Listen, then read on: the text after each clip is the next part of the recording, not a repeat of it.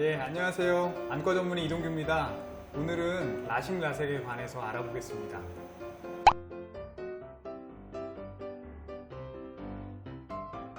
저는 시력교정 수술을 받았습니다. 바빠서 시간이 없어서 못하다가요.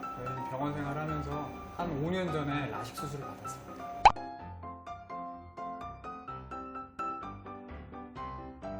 네, 라식 라섹 수술은 기본적으로 원리가 같습니다.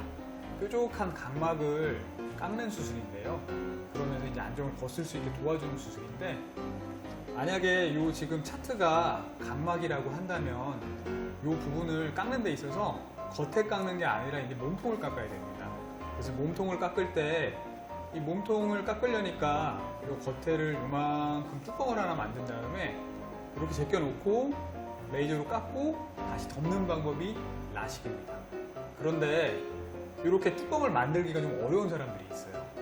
원래 각막이 너무 얇거나 모양이 불규칙한 사람들이나 각막 사이즈가 너무 작은 사람들도 하기가 좀 어렵기 때문에 그런 사람들은 이 뚜껑을 만들지 못하고 상피를 레이저로 싹 없애고 레이저를 하고 새로운 상피가 올라올 때까지 기다리는 방법이 라섹입니다.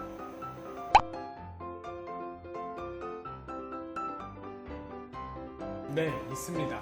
물론 수술이 잘못돼서 부족 교정되거나 이런 경우도 있지만 대부분 수술 후에 시력이 변하는 경우는 자연스러운 경과에 따른 부분이 큽니다.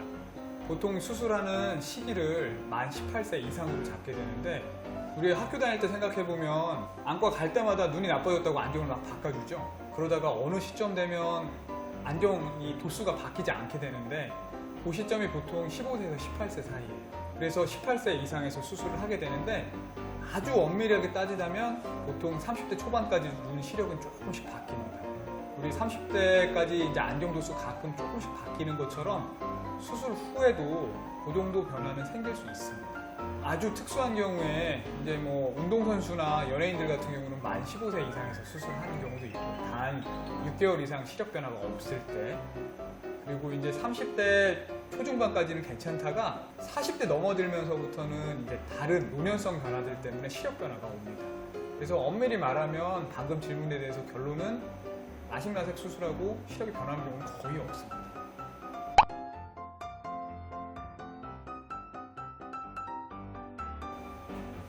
보통은 낄 이유가 없겠죠. 일반적인 컨택트 렌즈는 이제 시력 교정을 위해서 쓰는 건데, 수술이 잘 됐다면 렌즈를 다시 낄 일이 없겠죠. 다만 요즘 끼는 미용 렌즈를 많이 사용하고는 있는데요. 뭐 잘만 주의사항 지켜가면서 사용한다면 사용 못할 이유는 없습니다.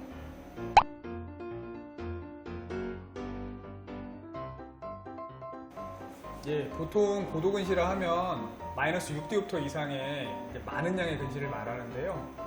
뭐 각막 두께가 넉넉히 두껍거나 나이가 어느 정도 있는 경우에는 뭐 마이너스 8디옵터 이 정도도 하긴 하는데, 일반적으로는 많은 양의 근시는 라식이나 라섹보다는 렌즈 삽입술을 더 권합니다.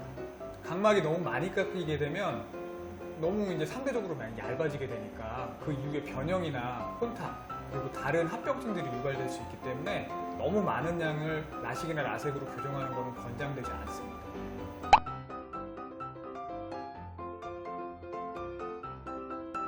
네, 가능합니다. 일반적으로 라식 수술 같은 경우는 재교정하는 방법이 기존에 있던 라식 플랩을 다시 이용하는 방법이 있고요. 또는 새로운 플랩을 만드는 방법도 있습니다. 그리고 최근에는 라식을 했던 눈에 그냥 라섹을 하는 경우가 제일 많습니다. 이게 가장 효과도 좋은 걸로 되어 있고 안전한 걸로 되어 있습니다. 라섹도 다시 할 수 있습니다. 다만 라섹은 라식은 할 수는 없고요. 재교정할 때는 반드시 라섹 수술을 하셔야 합니다.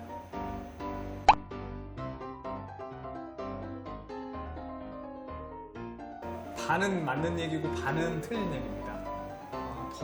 어떤 수술이 더 위에 있는 수술은 아니고요.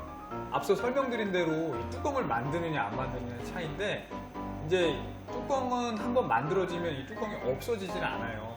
그래서 외부에서 충격이 가거나 했을 때 이 뚜껑이 이제 들리거나 심지어는 날아가면 문제가 될 수 있습니다. 교과서에 나온 대로 진짜 디제스터가 되는 경우가 있는데, 이런 것 때문에 외상에 노출이 많은 소방관이나 군인 같은 경우는 라식보다는 라섹을 더 많이 하게 되고요. 또 상대적으로 여학생들보다는 남학생들이 라섹을 더 많이 하게 됩니다. 하지만 요즘 하는 라식 수술은 레이저로 이 플랩을 만들기 때문에 뚜껑 자체가 거의 표가 나지 않아요, 수술 후에도. 그래서 요즘은 운동선수들도 라식 수술을 더 많이 하는 편입니다.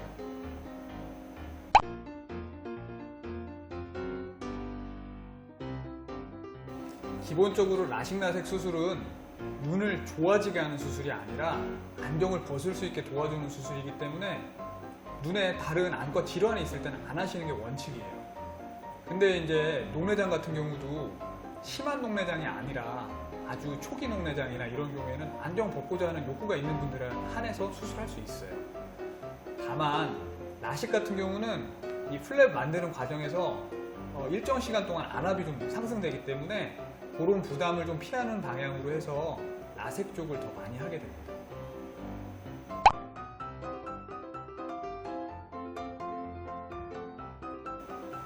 네, 난시가 많은 경우에는 시력 교정에 좀 제한이 있는 경우가 있습니다. 난시가 많으면 일단은 다시 난시가 재발될 확률도 상대적으로 좀 높고요. 우리 레이저 수술이라는 게 눈 위쪽에서 망치질을 똥땅똥땅똥땅 해서 이제 각막을 평평하게 만드는 수술 같은 건데, 이 소뚜껑처럼 이리 보나 저리 보나 규칙적인 모양을 가진 부분에서 망치질을 하는 거랑 한쪽으로 확 찌그러져 있는 소뚜껑을 이렇게 망치질을 하는 거랑 어떤 게 더 이쁘게 망치질이 되겠어요? 근데 당연히 각막 모양이 평평하고 난시가 없는 규칙적인 눈에서 훨씬 더 수술 결과가 좋을 수밖에 없습니다. 다만 요즘 하는 기계들은 이런 부분까지 어느 정도 다 보정을 하기 때문에 수술 결과에 큰 영향을 미치는 경우는 드뭅니다.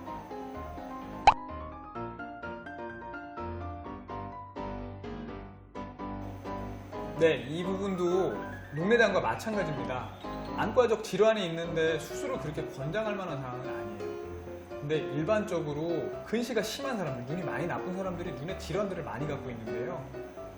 이 망막 질환 같은 경우는 황반부에 큰 질환이 없으면 수술을 진행하는 데는 문제가 없는 걸로 되어 있어요. 이 부분은 의사들 간에도 약간 저처럼 보수적인 의사들은 조금 하지 말라고 하는 사람도 있고, 그렇지 않은 사람들은 어차피 안경 벗는데 무슨 상관이 있냐 하라는 부분도 있는데, 그래서 수술 전에 검사를 자세하게 해서 눈에 질환이 있나 일단 살펴보고, 이 질환이 수술로 인해서 뭔가 변화가 생길 만한 질환은 당연히 수술하면 안 되고요.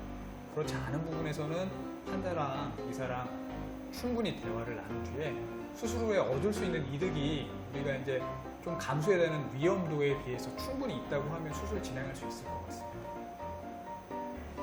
라식 라섹 궁금증 다 풀리셨죠? 네, 다음 시간에는 안구건조증에 관련돼서 이야기를 나눠보겠습니다. 궁금하시면 다음 방송에서 뵙겠습니다.